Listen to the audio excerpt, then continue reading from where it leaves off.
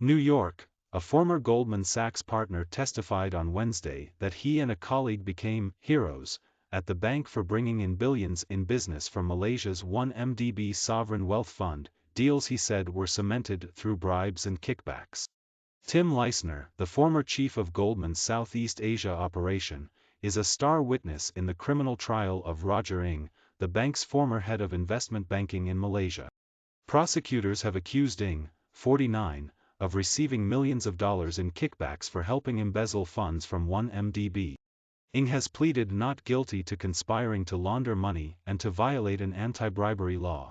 Leissner, 52, in 2018 pleaded guilty to similar charges and agreed to cooperate with the government's investigation. Leissner told jurors on Wednesday in Brooklyn federal court that Ng was Goldman's lead banker on 1MDB and had cultivated a relationship with Malaysian financier Jho Low starting in 2008.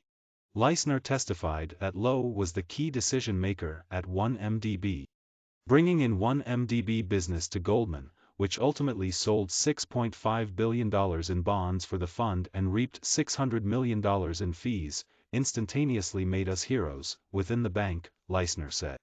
Ng's defense lawyer, Mark Agnifilo, said in his opening statement that Ng had no role in the scheme allegedly perpetrated by Leissner and Low. U.S. prosecutors say Goldman $4.5 billion of the funds raised from the deals was diverted. The bank in 2020 paid a nearly $3 billion fine and arranged for its Malaysian unit to plead guilty in U.S. court. Under questioning by Assistant U.S. Attorney Drew Rolle, the Germany-born Leissner said he conspired with Ng, Low and others to embezzle some of the funds Goldman raised for 1MDB, use some of the money to bribe officials to win business for the bank, and keep some for themselves. The bribes and kickbacks made the transactions possible, he testified. He said he hid the money through offshore shell companies to avoid raising red flags with banks. Had we told any bank the truth, this wouldn't have worked, Leissner said. Prosecutors have acknowledged that Leissner, who has not yet been sentenced, will receive a lighter punishment as a result of his cooperation, but said Leissner's testimony will be backed up by other evidence. Agnifilo has countered that Leissner lied to prosecutors about Ng's involvement.